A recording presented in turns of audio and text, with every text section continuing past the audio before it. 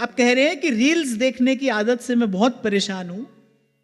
कई बार मैंने प्रयास किया, कुछ समय के लिए सेल्फ प्रॉमिस करके संकल्प भी किया, उतने दिन तो मैं बच सकी, पर उसके बाद और अधिक तीव्रता से इस विकार ने जकड़ लिया। बहुत समय हो गया है, मन बिखरता जा रहा है और इस कारण ठाकुर जी से अब दूरी अनुभव होती है। सत्संग मिलता है, कुछ दिन बच जाती हूं, पर फिर मन उधर जाता है। कृपा करके समाधान करिए। किसने पूछा है ये? आपका प्रश्न है, बैठ जाओ यहीं बैठ जाओ। सबसे पहले तो बेटा तूने बड़ी हिम्मत का काम किया है, जो सीधी सच्ची बात यहां पर बोली है, और सबके बीच में तू उठकर भी आई है। ये देखकर मैं हृदय से तुझे शुभकामना देता हूं, श्री जी से प्रार्थना करूंगा कि तू इससे मुक्त हो जाए। क्यों? क्योंकि भाई पहली बात तो इस बच्ची के प्रश्न से आप सब साधकों को भी बिना कहे सीख ले लेनी चाहिए। मैं आपसे सदा कहता हूं ना, इतना मन बिखर जाएगा, इतना मन दुर्बल हो जाएगा कि सतपथ पर लौट कर आना कठिन हो जाएगा। आध्यात्म के मार्ग पे डिस्ट्रैक्शन इज डिस्ट्रक्शन। आध्यात्म के मार्ग पे डिस्ट्रैक्शन इज डिस्ट्रक्शन। आपका मन बिखरा, संशय आया, और संशय आत्मा विनश्यति।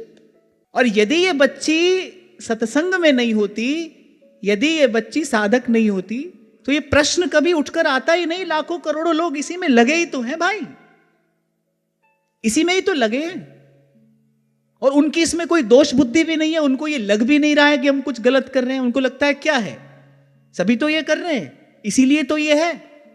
हाँ, पर बेटा बिल्कुल भी निराश होने की आवश्यकता नहीं है।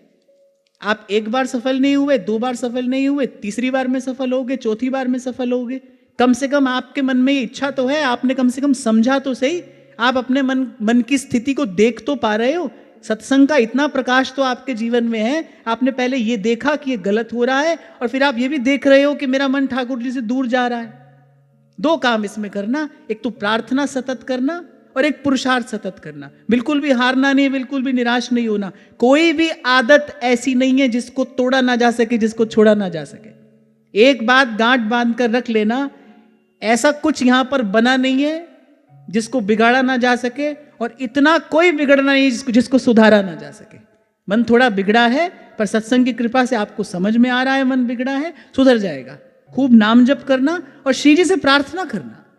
जहां आकर मनुष्य का अपना पुरुषार्थ काम नहीं करता, वहां पर भगवान की कृपा काम करती है। सच्चे मन से श्री जी से प्रार्थना करोगे, श्री जी कृपा करेंगे, और जो कार्य अपनी सामर्थ्य से नहीं हो रहा, अपनी ताकत से नहीं हो रहा, वो श्री जी की कृपा से होगा।